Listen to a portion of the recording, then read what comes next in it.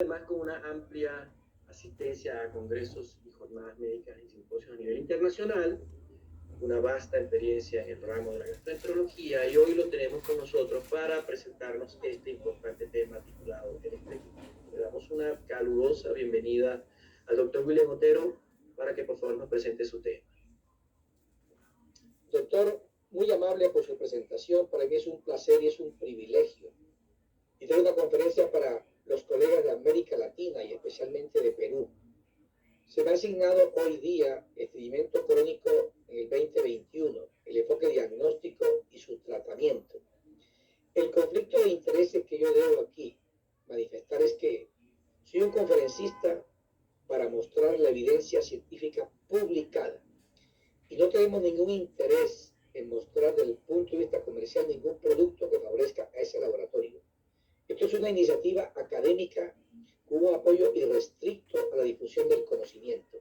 Para mí es muy importante participar hoy día en este evento. El estreñimiento crónico es una patología absolutamente compleja, que es totalmente distinto a lo que piensa de ella el público general y muchos colegas de cuidado primario. Además de la frecuencia de las evacuaciones, también es importantísimo la morfología de las heces. Y también es importantísimo destacar que hay un grupo de pacientes en los cuales el estreñimiento no se debe a un trastorno del colon, falta de fibra, etcétera, sino específicamente a una asincronía, a una disinergia entre el recto y los esfínteres anales. En esta conferencia esto se va a mencionar y se va a destacar. Hay múltiples mitos y tradiciones en esta importante enfermedad. Mucha gente piensa que produce intoxicación, que produce cáncer, igual que los laxantes pudieran producir cáncer. Todo esto es mentiras. Se debe a que se consume muy poca agua, se debe a poca fibra en la dieta. Se considera que la colonoscopia es totalmente necesaria. Se alivia cambiando el estilo de vida. La vida sedentaria produce estreñimiento y todo eso es falso, pero también es falso que el ejercicio favorece las deposiciones. De ser cierto que el ejercicio es terapéutico, esta gente no pudiera competir. El deporte no existiera. Cada vez que hubiera un esfuerzo físico, habría diarrea. El impacto de esta importante entidad es grandísimo. Pero en Estados Unidos se ha medido y 8 millones de consultas genera esta enfermedad. Más de 1 millón de revisiones a gastroenterología y más de 230 millones de dólares anuales solamente en el tratamiento. Mundialmente, 15% de la gente padece estreñimiento crónico.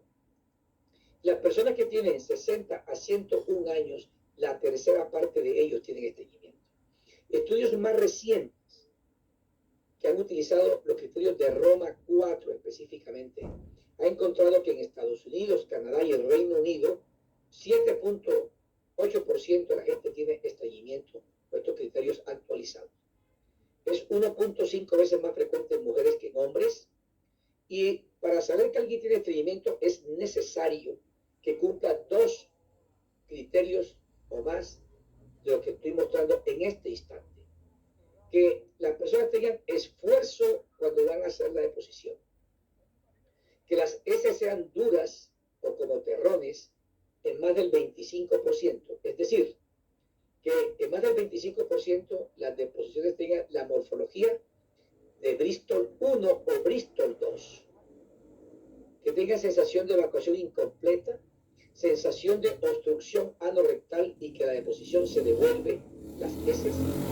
Que tengan maniobras manuales para sacar la deposición o tengan menos de 3 deposiciones a la semana. Con 2 de estos criterios hay estreñimiento. Si los analizan de manera tranquila, podrán ver que si alguien tiene deposición todos los días, pero tiene 2 alteraciones diferentes a la frecuencia, tiene estreñimiento. Por supuesto que para que los criterios se cumplan, no puede haber heces sueltas o heces blandas sin el uso de laxantes, como tampoco que haya criterios para síndrome de intestino irritable. Con esto en mente, uno puede decir en este instante que el estreñimiento no es una enfermedad, no, es un síntoma y tiene múltiples causas, o dicho de otra manera, se puede agrupar de la siguiente manera. Estreñimiento secundario a un desorden de la defecación, por una alteración en el sinergismo del recto y del ano. Puede ser secundario a medicamentos opioides, puede estar asociado a síndrome de intestino irritable, o puede ser estreñimiento primario o funcional. El primario funcional y el asociado a intestino irritable es lo que aquí hoy día se va a discutir, y brevemente el secundario a opioides y unos conceptos básicos fundamentales de un desorden de la defecación.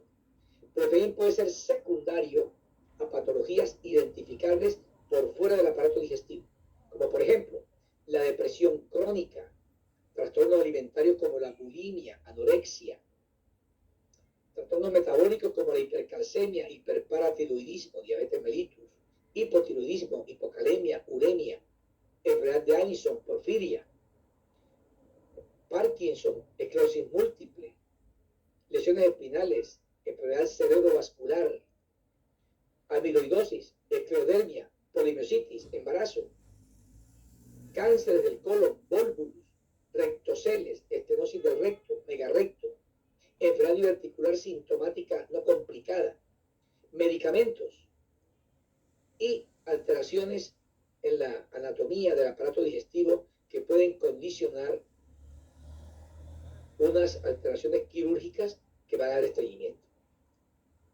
Múltiples medicamentos dan estreñimiento. La importancia de estas causas secundarias es que en la historia clínica esto debe establecerse. Las personas con estreñimiento tienen deterioro notable de la calidad de vida.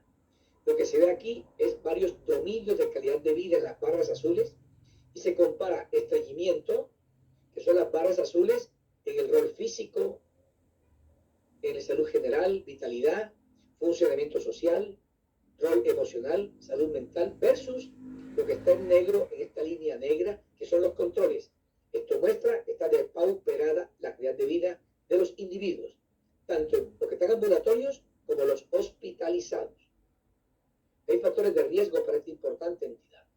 Tener más de 60 años, un nivel socioeconómico bajo. Nadie sabe esto a qué se debe, pero es probable que esto tenga que ver con el bajo consumo o el alto consumo de alimentos que pueden producirlo, el género femenino, tener estrés, bajo nivel educativo de los padres, y cuando se analiza específicamente cómo interactúan los diferentes factores, esto se ha encontrado. El eje cerebro-intestino o intestino-cerebro comunica de manera recíproca con influencias que van y vienen el aparato digestivo y el cerebro. Se discute hoy día si es cierto que estilos de la vida, la dieta, podrían participar, pero está clarísimo que la obesidad, además de producir múltiples cánceres, puede predisponer al estreñimiento. Factores genéticos, alteración de la motilidad del colon, alteración de la función anorrectal, que produce la disfunción del piso pélvico, y recientemente se ha involucrado de manera concreta la microbiota, alteración del microbioma. Estudios experimentales de hace muchos años y más recientemente con la actual metodología molecular y computacional que permite identificar los componentes del microbioma, se ha encontrado que cuando un individuo estreñido le transfieren las heces de él a un ratón libre de gérmenes, este ratón hace un tránsito colónico lento. Y con esta nueva metodología de evaluar la microbiota, se ve que en este ratoncito que ahora hace un tránsito lento, hay disminución de los firmicutes, bacteroidetes, y disminución de ácidos grasos de cadena corta. Y se ha encontrado que la gente con estreñimiento, más frecuentemente que los controles, tiene una gran producción de metano.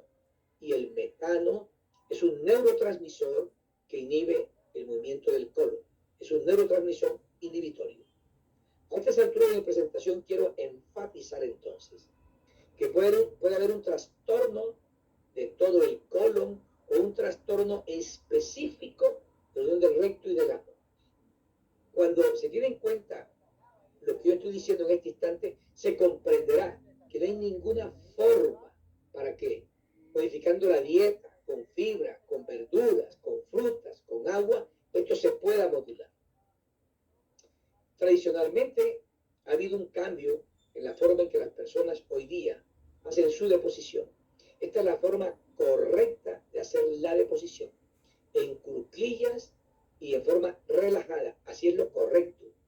Cuando se analiza la evolución del ser humano, inicialmente, antes de que hubiera estreñimiento, hay estudios que demuestran que era muy raro y coincide la etapa moderna en el cambio de la postura con la deposición. Los retratos modernos muy elegantes son así. Y cuando el paciente se sienta así, el ángulo que une el recto con el ano es de esta manera. Pero cuando se elevan las piernas, que simula la deposición original del ser humano, se hace más horizontal esto y las heces salen con más facilidad. En mi casa, mis nietos hoy día estamos enseñando que usen este banquito cuando van a hacer popó. La colonoscopia no está indicada en los pacientes que tienen estreñimiento. De rutina no está indicada. Está indicada solamente cuando la persona tiene estreñimiento, coincide esta entidad con pérdida de peso, rectorragia, anemia, o que aparezca el estreñimiento después de los 50 años, o que existan antecedentes familiares de cáncer de colon o enfermedad inflamatoria intestinal.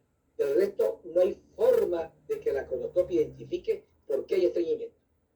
El diagnóstico, entonces, se basa en una excelente historia clínica y un adecuado examen físico. Y en los pacientes con estreñimiento, el tacto rectal es obligatorio. Ese mensaje quiero dejarlo hoy día aquí de manera muy concreta. El propósito del tacto rectal es múltiple, pero una vez que el tacto rectal se tiene en mente y se decide realizarlo, lo primero que se ve es que el orificio anal debe estar cerrado. Simultáneamente, el médico debe examinar las estructuras adyacentes al ano. Puede haber fístulas, fisuras, hemorroides internas grandes, externas. Puede el médico aprovechar la ocasión para pedir al paciente que puje y ver qué tanto desciende el periné. El descenso del periné debe ser menor de 2 centímetros, o por lo menos no pasar las prominencias isquiáticas. Al tacto rectal, si hay heces duras en el recto, lo que indica al clínico de manera inmediata es que posiblemente hay una hiposensibilidad de las paredes del recto, y esto es importante. O también puede haber un tumor del recto al alcance del dedo. Por todo lo anterior, el tacto rectal es fundamental. Y los expertos del mundo consideran que estos son los pasos mínimos que debe tener el tacto rectal en un paciente con estreñimiento. Lo primero es que al introducir el dedo se puede identificar el tono, y ese tono en reposo del esfínter anal, que es representado en 80% por el esfínter anal interno, ya da cuenta de alguna información. Cuando el dedo está introducido en el ano, el médico le pide al paciente que contraiga fuertemente el ano, que lo apriete lo más que pueda, que se llama la presión de squeezing, la máxima fuerza, y eso evalúa la capacidad de la continencia rectal. Se introduce el dedo un poco más arriba, y esto es importante en este instante de la maniobra.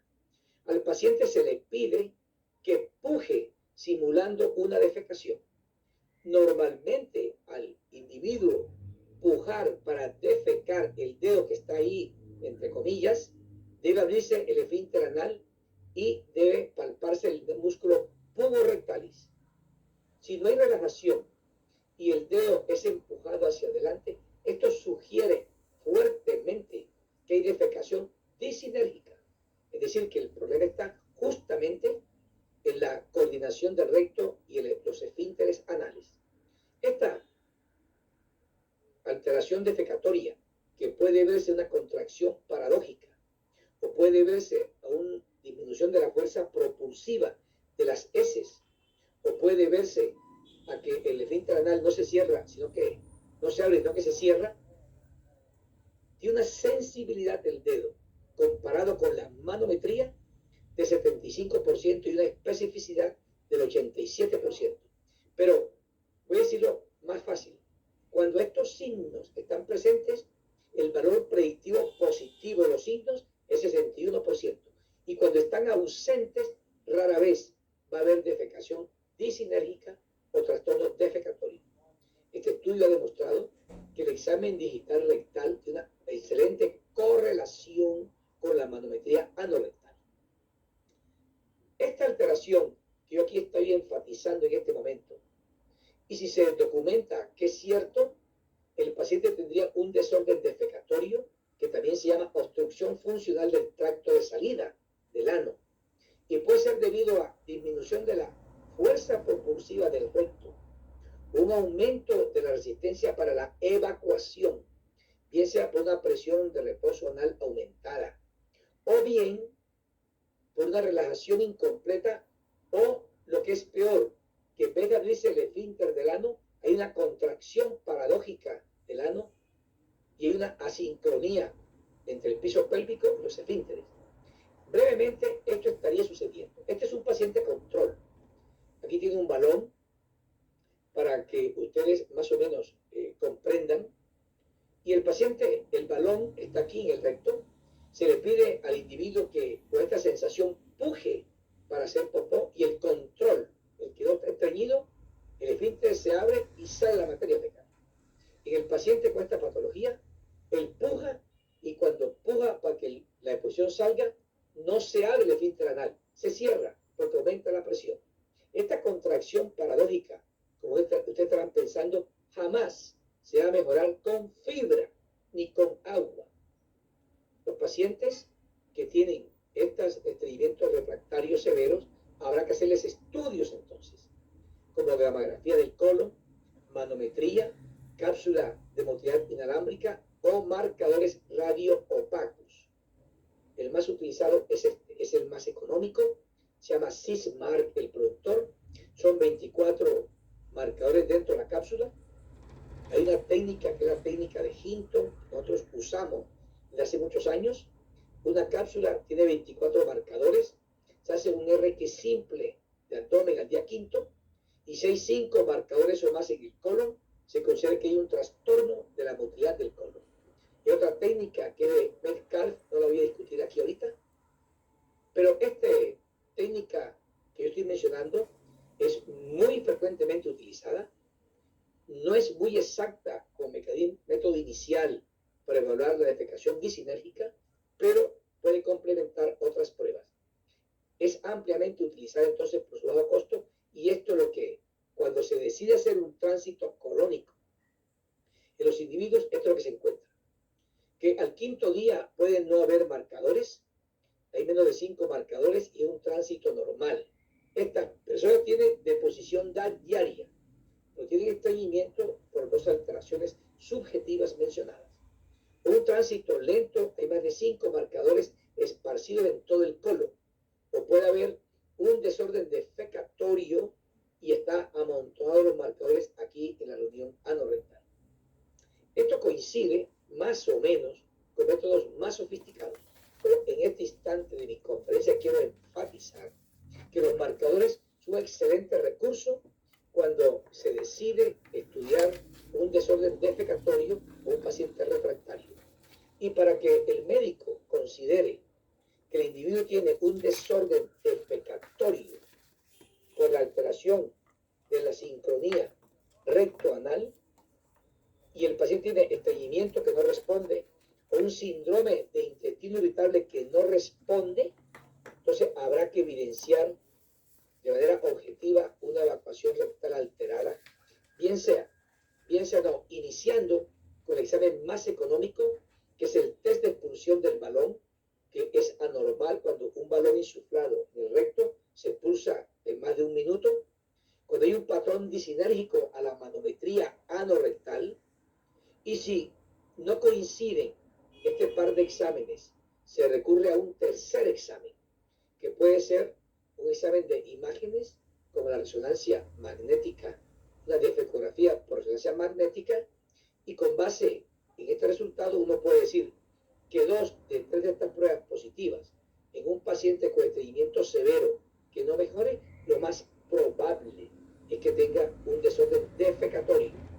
Y este desorden defecatorio, el manejo es diferente al manejo convencional, porque en estos individuos la mejor respuesta se obtiene con reentrenamiento neuromuscular, con biofeedback.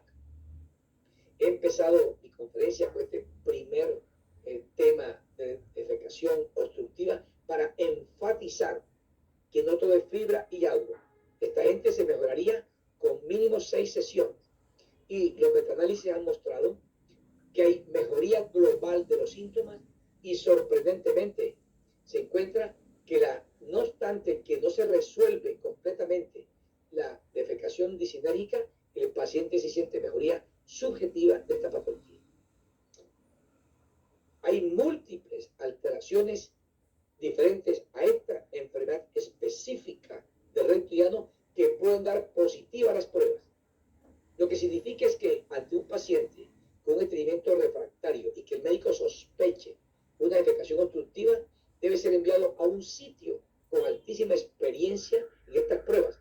Porque, por ejemplo, yo tengo pacientes que claramente es una defecación obstructiva y con la resonancia magnética en la defecografía tienes un periné descendido, sigmoidocele, enterocele, intususcepción.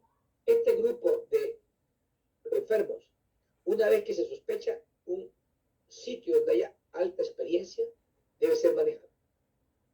El tratamiento del estreñimiento que no es defecación obstructiva o disinérgica se basa fundamentalmente en lo siguiente. Las medidas generales tienen muy poca utilidad. La fibra soluble, que específicamente es el cilio o la hispágula, 10 gramos 2 veces al día durante 4 semanas pueden mejorar el 77% versus 44% que hace el placebo. Mi experiencia es que esto no sirve. Los pacientes que tenemos con estreñimiento, cuando hagan la consulta, ya han pasado por todas las recomendaciones de la casa y del hogar, incluso muchos tienen cilio. Y si no responden, ya van donde el doctor. Y aquí el doctor tiene que usar ya medicamentos laxantes. Y el laxante de elección, el número 1, es el polietilenglicol. 17 a 34 gramos al día. Un sobre a 2 sobres al día. Se empieza con un sobre de 17 gramos. Nuestra experiencia es un sobre después del desayuno, para aprovechar el movimiento en masa que se suscita con el reflejo gastrocolónico. También se puede usar la lactulosa. Si el paciente, también se puede usar laxantes estimulantes como el picosulfato de sodio y el bisacodilo, que son prodrogas. Deben ser transformadas por unas deacetilasas, bien sea de origen bacteriano o de la mucosa colónica, en el BHPM, que es una sustancia que tiene efectos secretores de agua y electrolitos y antiabsorbentes. En nuestro concepto, este remedio sería de rescate. Otros medicamentos que se utilizan son los secretagogos de cloruro de sodio. Estos medicamentos producen salida neta de iones y de agua, aumentan el tránsito intestinal y se ha encontrado que disminuyen el dolor que puede acompañar al estreñimiento. Este es el lubiprostone, que es un análogo de la prostaglandina E1, actúa en el canal de cloruro linaclotide, y el plecanatide actúa en la guanilato ciclasa, aumenta el GMP cíclico, pero finalmente va a haber agua dentro del colon, aumento del peristaltismo y disminución del dolor. Procinético como el prucalopride, un medicamento específico del receptor 5-HT4 de la serotonina, y para los estreñimientos asociados a opioides, fundamentalmente los PAMORAs. PAMORA es una sigla en inglés que significa específicamente un antagonista del receptor periférico mu, que actúa en el colon y no actúa en el cerebro. Aquí se discutirá cada uno de estos aspectos. Esto es lo que hacen estos medicamentos secretores que botan agua, cloruro, para mantener la utilidad eléctrica y otro flujo de iones, finalmente habrá agua dentro del colon. En este instante quiero llamar la atención para que comprendan que no tiene ninguna forma de que el agua que la gente ingiere para que haga lo que hacen estos remedios es llegar agua al colon y disolver las materias fecales, implica que no es recomendable que la gente con estreñimiento consuma mucha agua. Yo he visto pacientes con hiponatremia dilucional. El agua, antes de llegar al colon, se absorbe en el duodeno. Solo estos remedios permiten que el agua sí llegue al colon. Otros laxantes estimulantes es la cáscara sagrada y el seno. Estos son productos naturales que inducen en el colon apoptosis. El colonocito que se muere de manera precipitada o abrupta por la apoptosis inducida genera inflamación. Los macrófagos fagocitan estas células muertas y la lipofucsina que se genera se ve así en la colonoscopia. Bueno, nadie le ve el colon a la gente, pero sí tiene el colon negro. No tendría importancia que el colon esté negro como está aquí en un paciente nuestro atendido esta mañana, sino que recientemente, por primera vez, se ha demostrado que la pseudomelanosis coli puede producir un trastorno importantísimo con el tiempo, porque disminuye el tiempo de tránsito colónico y se ha encontrado que esto se asocia a una lesión neuronal en el plejo nervioso entérico. Y esto se ha demostrado en histología de colectomías de gente que ha tomado esta antraquinona y este zinc. Por eso nuestro grupo lo desaconseja. Usar estos productos naturales no tiene importancia y puede inducir daño en el colon crónicamente y algunos de ellos pueden ser hepatotóxicos. Por lo tanto, esto hoy es desaconsejado. La calidad de la evidencia de cada producto voy a mostrarla aquí ahorita. Las medidas generales, usar todo lo que a la gente se le ocurre, incluido el psyllium, mejora el 30% de los individuos. El 70% no mejorará y va a requerir un medicamento laxante. Cuando el individuo tiene un estreñimiento leve, es posible que esas medidas puedan funcionar. Pero cuando va donde el médico, ya todo eso ha pasado. Y aquí está la evidencia con base en el sistema GRADE de la guía de práctica clínica. Por ejemplo, laxantes de volumen, o digamos, agentes de volumen, como el psyllium, metilcelulosa, etc. Tiene recomendación fuerte a favor en el sistema GRADE. Fuerte a favor significa que usarlo da más beneficios que peligros, pero la calidad de la evidencia es baja. Significa en el sistema GRADE que es muy probable que estudios nuevos cambien este concepto cuando sean bien realizados los estudios nuevos. El PEC, fuerte a favor, alta calidad de la evidencia. Lactulosa, fuerte a favor, baja calidad de la evidencia. Es decir, que es probable o muy probable que nuevos estudios cambien la certeza que se tiene de recomendar. Sale de magnesio, no hay estudios adecuadamente diseñados. Bisacodilo tiene fuerte a favor, trae más beneficios, moderada calidad de la evidencia, existe la posibilidad de que nuevos estudios, es probable. Cuando es bajo es que es muy probable que se cambie el concepto, este es probable. Zen, no hay estudios científicos adecuadamente diseñados, o tampoco los hay con cáscara sagrada. Lubiprostone, linaclotide, aquí falta plecanatide, tienen fuerte favor y alta calidad de evidencia, similar al polietilenglicol. Esto tiene un mensaje muy fuerte en este instante, que el polietilenglicol es un medicamento altamente eficaz, similar a los medicamentos más poderosos hasta ahora sintetizados.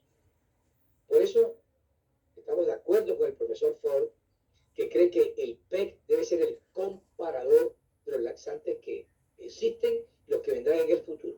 Y las comparaciones mostraré en un instante las más importantes. Comparado con el 5-HTA4 agonista prucalopride, se ve cómo tiene efectos importantes. El prucalopride es un medicamento que actúa en el 5-HT4 solamente. Es altamente selectivo.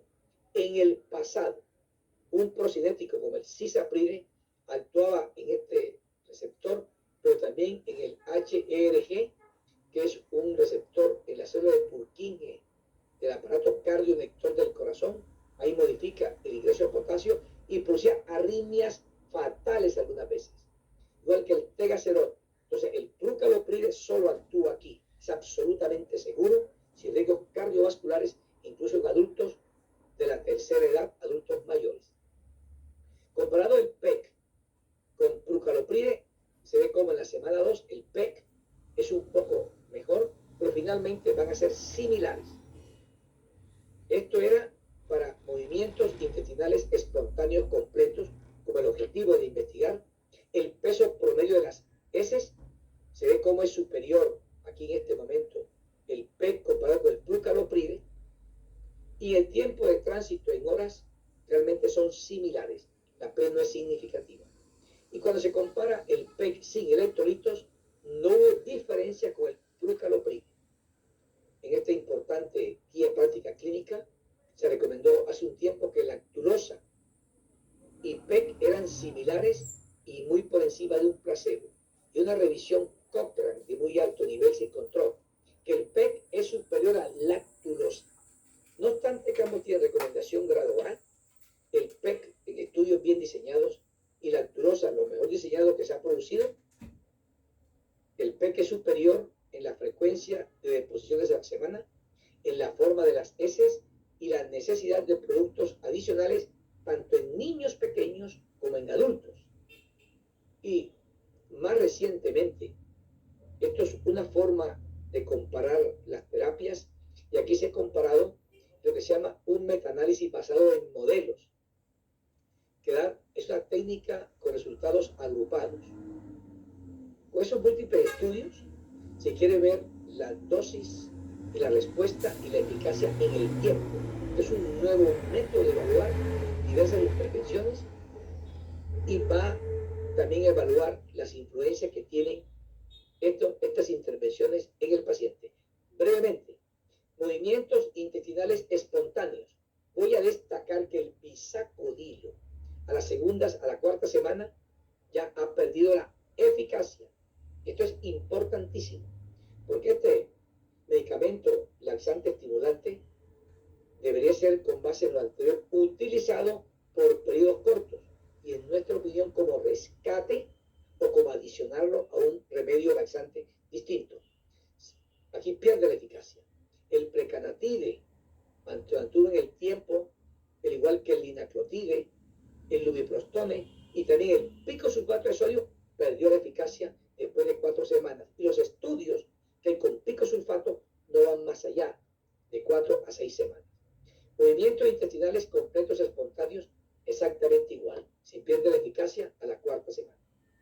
Y cuando se compara el costo de estas intervenciones, se ve como el Cilium tiene un costo importante comparado con la lactulosa, que es mucho más costoso, pero el PEC, 17 gramos, tiene un costo similar casi al Cilium.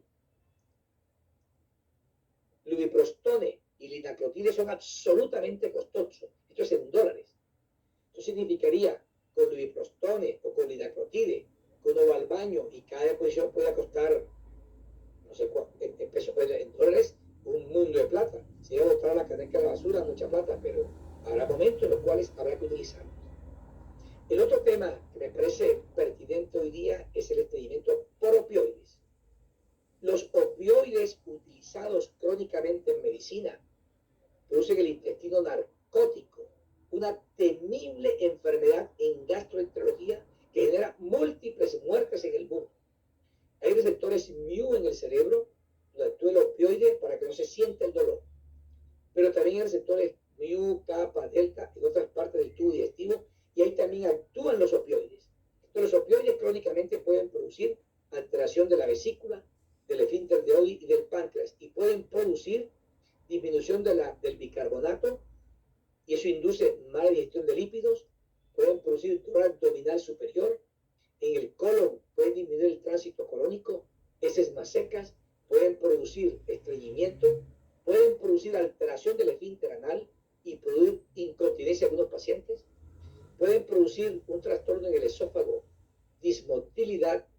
como una acalasia, pueden inducir reflujo, producir gastroparesia, llenura, náusea, vómito. Pueden producir alteración de la motilidad del delgado y producir sobrecrecimiento bacteriano, producir sensación de distensión abdominal o bloating. En una palabra, crónicamente administrados traen toda una serie de complicaciones gastrointestinales. Y recientemente en Estados Unidos hubo una alerta sanitaria porque se documentó que la muerte producida por opioides en Estados Unidos es superior a la muerte producida por heroína en los drogadictos. El mensaje es contundente. No se debe prescribir opioides para cualquier dolor. Los gastroenterólogos somos enemigos número 1 de los opioides. Y este receptor mu que está en el cerebro y que también está en el colon genera este estreñimiento. Y brevemente voy a destacar aquí que el 10% de la gente consume crónicamente opioides en Estados Unidos. 215 prescripciones de opioides. Y esto es absolutamente nefasto. 80% de la gente que consume opioides crónicamente hace estreñimiento por opioides. Para saber que alguien tiene estreñimiento por opioides, debe cumplir los criterios de estreñimiento clásicos de Roma 4 y que el individuo esté consumiendo opioides. Pero esto sería más o menos la forma en que se interpreta este estreñimiento.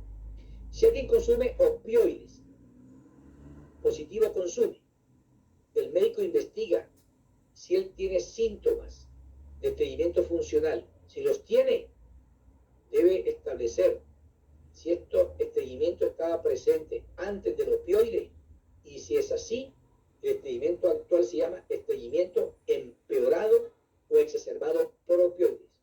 Si no tenía estreñimiento previo, es un estreñimiento ahora inducido por opioides. Y esto es importantísimo en el individuo. Hay múltiples guías de práctica clínica de cómo manejar el estreñimiento por opioides. Brevemente, una guía reciente americana de la Asociación Americana de Gastroenterología considera que el medicamento específico sería utilizar los PAMORAs, los antagonistas periféricos del receptor mu, pero se puede intentar antes del PAMORA el polietilenglicol. Y aquí está la recomendación. En pacientes con constipación inducida por opioides, la AGA recomienda una recomendación fuerte a favor y calidad de la evidencia moderada, usar polietilenglicol. O se puede usar bisaconilo con la misma recomendación con base en el sistema GRADE. Si el paciente no mejora en 4 semanas, la razón por la cual se puede utilizar estos remedios inicialmente es por el costo. Pero si no mejora, inmediatamente hay que utilizar un PAMORA, como el nalmefene, naloxegol, metilnaltrexona. Y aquí están las dosis. El metilnaltrexona es subcutáneo, no conozco la forma oral, pero lubiprostone y prucalopride no tienen utilidad. Recomendación fuerte en contra de utilizar. Lo que ha sustentado el concepto de que el polietilenglicol puede ser competidor de los PAMORAs es fundamentalmente este estudio que demostró que naloxegol versus PEG tuvieron este resultado final. Naloxegol 50.4%, PEG 48.4%.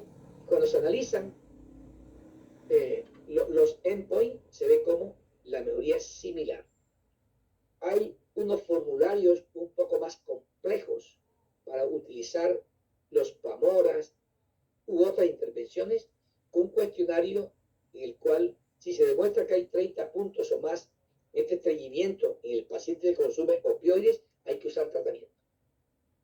Otro aspecto importante que se ha encontrado recientemente es que muchos pacientes con estreñimiento crónico severo que no mejoran con laxantes, el estreñimiento severo puede ser producido porque son individuos metanogénicos.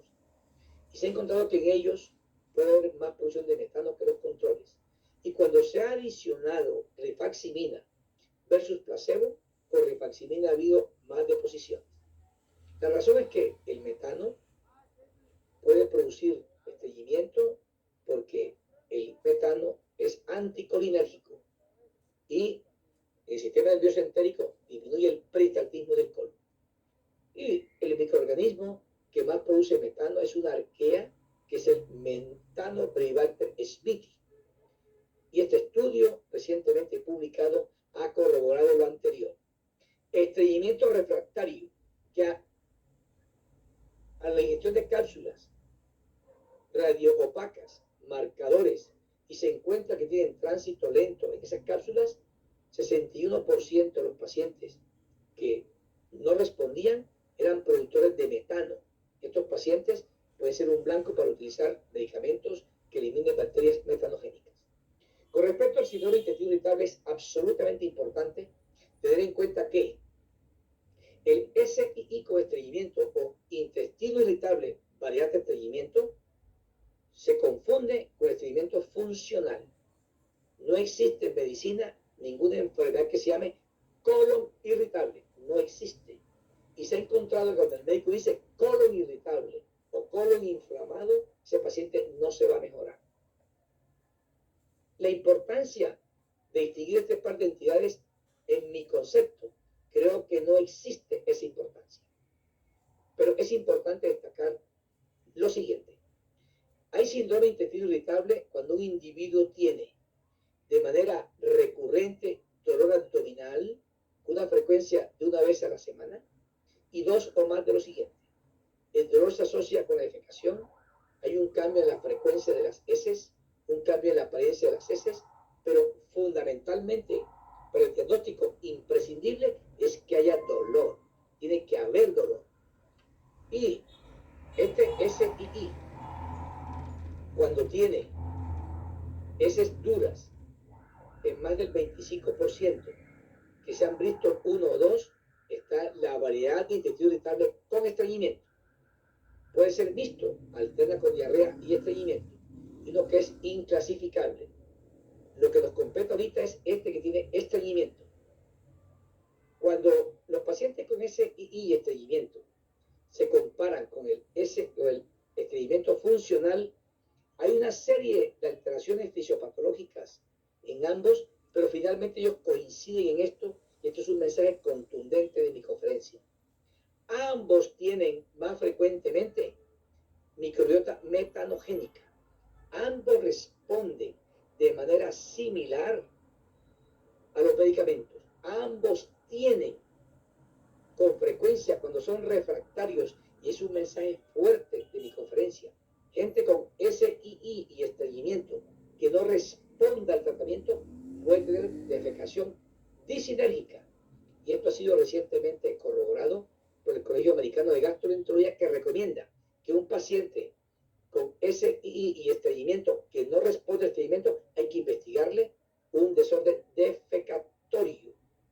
Y los medicamentos utilizados en el SII y estreñimiento crónico que no tiene SII son los mismos, excepto que el prucalopride se utiliza en menos dosis en SII, por ejemplo, 8 microgramos, lubiprostone, 8 microgramos de lubiprostone versus 24 cuando es estreñimiento funcional. Linaclotide similar, tegacerol, que se ha nuevamente reincorporado al tratamiento del SII, y el PEC en esta guía menciona que para estreñimiento funcional es bueno el PEC, pero no así para estreñimiento asociado a intestino irritable. En nuestra opinión, los estudios en los que se basa esta importante guía para proscribir, para no recomendar el PEC, son artículos muy viejos, de mala calidad. Si se tiene en cuenta entonces que el PEC es barato, es económico, nosotros pensamos que se puede indicar el PEC en el SII con estreñimiento mientras aparecen más estudios. El prucalopride que se utiliza en estreñimiento funcional no se utiliza todavía en SII, es porque no hay estudios, pero no es porque ha demostrado que no funciona. Este comentario que yo aquí ahorita es muy importante para destacar que estamos de acuerdo con el doctor Staller cuando él dice que es Es un mito pensar que estreñimiento crónico funcional es diferente al SII con estreñimiento. Yo creo, al igual que el doctor, que son la misma entidad. Yo tengo médicos en Colombia de cuidado primario y mis estudiantes de pregrado, posgrado, en pacientes muy específicos, frecuentemente en la consulta me preguntan esto: ¿será un SII con estreñimiento? ¿Un estreñimiento funcional primario? Yo les digo, no importa cuál sea, usted debe estar tranquilo. Mientras la ciencia descubre cuál es cuál, lo importante es que los remedios para ambos son similares. Y si hay mucho dolor que sugiera que es intestino irritable, se podrá adicionar al laxante que se ha elegido antiespasmódicos, bromuro de pinaverio, bromuro de tilonio o rifaximina, cuando uno piensa que es SII. La forma en que el médico de América Latina maneja el estreñimiento creo que es este. Este es un paradigma que hoy día en mi conferencia quiero romperlo. Si va un médico de Perú, de Colombia, de Argentina, de Ecuador, a manejar un paciente con estreñimiento crónico, este le recomienda remedios caseros, dieta y ejercicio. Si no mejora, otro doctor recomienda lo mismo, pero de otra manera. Si no mejora, otro recomienda lo mismo. Lo cierto es que solo 30% de los estreñimientos leves se mejoran. Entonces, hoy día, en el 2021, hay más conocimiento. Creo que este sería un buen modelo para que el paciente con estreñimiento sea manejado.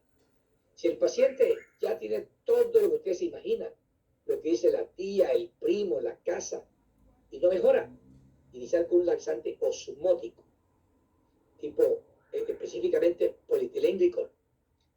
Si el paciente no mejora, el médico puede intentar adicionar un laxante estimulante. Sin embargo, como estos remedios tienen una vida media muy corta en el tiempo, 4 semanas no funcionan, yo creo que sería muy ocasionalmente o para usarlo en un paciente con estreñimiento transitorio que ha aparecido. Si el paciente no mejora después del osmótico, un prosecretorio, linaclotide, lubiprostone, plecanatide. En Colombia hay lubiprostone. Si, en Estados Unidos no mencionan el prucalopride porque no lo hay, pero en Europa, en vez de prosecretorios, utilizan prucalopride.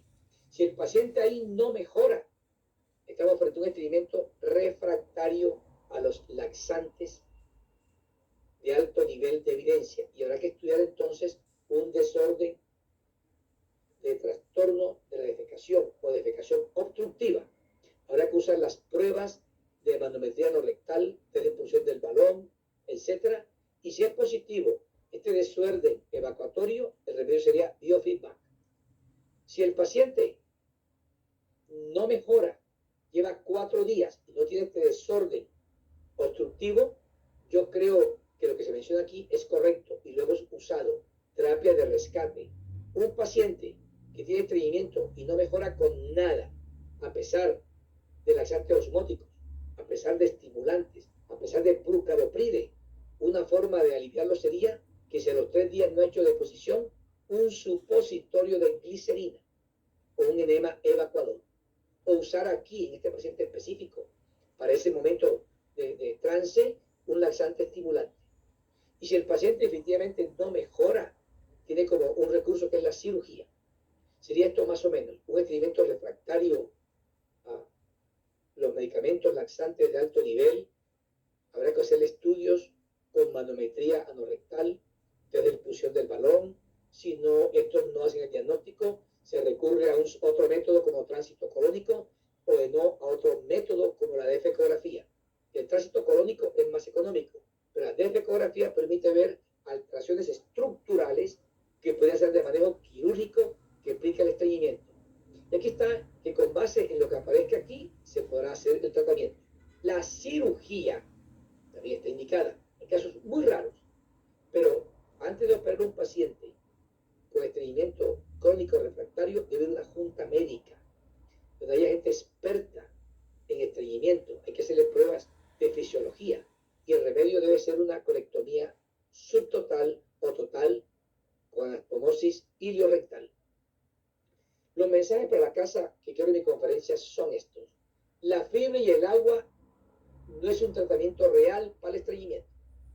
El PEC es la primera línea de manejo. Si con 17 gramos no mejora, te pueden dar 2 sobres para dar 34 gramos. Se ha encontrado recientemente que es útil en opioides. Es eficaz, seguro y económico. El Prucalopride de 1 a 2 miligramos al día es espectacular. En la gente adulto mayor, 1 miligramo no tiene efectos cardiovasculares. El lubiprostone, 24 microgramos. Linaclotide, 290 microgramos al día. La colonoscopia no tiene indicaciones. Cuando tiene defecación obstructiva es biofeedback. El SI y estreñimiento no es diferente del estreñimiento crónico primario, porque en la práctica cotidiana se manejan de manera similar. Creo que hay que fomentar desde ya que la gente utilice esta forma de hacer deposición para que los ángulos se horizontalicen y sea más fácil hacer la defecación. Y esto no lo olviden, que es en un tacto mental. Gracias, muy amables por su atención. Muchísimas gracias, doctor William. Excelente charla. Le voy a estar transmitiendo las preguntas del público. Por aquí tenemos una pregunta de una de las participantes. ¿Qué hacer con un paciente de 86 años con estreñimiento? Ya le dimos polietilenglicol y en 2 días le produce diarrea y ya no quiere tomar. Mil gracias por la pregunta. Excelente pregunta. Los laxantes, como otros medicamentos, uno puede hacer un tratamiento personalizado. Esa pregunta es muy importante. Hay una forma de presentación del polietilenglicol que viene para una copa dosificadora de 5 gramos, 7 gramos, 17 gramos. Pero si viene un sobre de 17 gramos, yo le recomendaría a la doctora que le dé la mitad del sobre. Y sí, explicarle al paciente, es que usted tiene una sensibilidad muy alta a este remedio. Podemos intentar con 5 gramos, tiene 17 gramos y tiene solamente el sobre y no tiene la otra presentación que tiene una copa medidora, le puede dar 5 gramos, lo calcula, o 7 gramos. Y si aún así le da, será un día sí y un día no. Y si le da, pues usted el Cilium, que sigue un estreñimiento leve que puede mejorar con un remedio como el Cilium. Sería mi recomendación, doctor. Muchas gracias. Y revisar el diagnóstico también. ¿Cómo produce estreñimiento un rectocele femenino? Es que se produce una alteración en la unión del recto con esfínteres anales y eso dificulta notablemente ahí el ángulo para que se rectifique. Es una obstrucción mecánica realmente. Ok, muchas gracias. Es importante que el paciente con estreñimiento funcional conozca la fisiología de la defecación para el entrenamiento del biofeedback. Los pacientes tienen que ser remitidos a un sitio donde se hace biofeedback. Es una técnica de reentrenamiento, hay una metodología con videos. Es allá. Es una terapia que solamente la hace allá, una terapia especializada en biofeedback. Pero implica que el paciente conozca el mecanismo de la defecación, ¿implica eso? Allá le enseñan cómo es la defecación, con unos ejercicios, lo pueden empujar, etc. Basta decir, vaya a una terapia de biofeedback, ya le enseñan todo. Ok, muchas gracias. Esta pregunta me pareció bien interesante. ¿Qué es más difícil tratar, el estreñimiento inducido por opioides o la dependencia a opioides? Esa pregunta me parece excelente. El primer comentario que voy a hacer es que no hay justificación alguna para que un paciente con una enfermedad benigna, con un dolor intratable, sea remitido a la clínica de dolor. Las clínicas de dolor están diseñadas fundamentalmente para dejar dolores por el cáncer. Yo tengo pacientes con intestino irritable, pacientes con pancreatitis crónica, veo pacientes de reumatología con dolores intratables de reumatología. Creo que cada especialista en esa área debe manejar el dolor. Hay que evitar al máximo el uso de opioides. Hay muchas formas de hacerlo, pero una cosa importante es que la esfera mental puede inducir o exacerbar un dolor. Conclusión para su pregunta. Los opioides producen hiperalgesia por opioides. Ese es un gran problema. ¿Me explico? mes, de 4 a 6 semanas del opioide, hay que dar más dosis de opioide porque aparece más dolor. Ha habido una alteración a nivel del sistema nervioso central, una inhibición de los inhibidores. Ahora hay más dolor con el opioide. Se llama hiperalgesia por opioides. Por eso, si el médico es juicioso en esto, no debe llegar a ese momento. Y tiene usted toda la razón. Una vez que el individuo está con dependencia del opioide, debe ir un curso especial para disminuir progresivamente el opioide. Pero quiero enfatizar en que el opioide es mortal. En mi hospital he visto 3 pacientes adultos mayores que han fallecido por intestino narcótico, distensión abdominal, SIBO, perforación, etc. Conclusión, usarlo lo menos posible.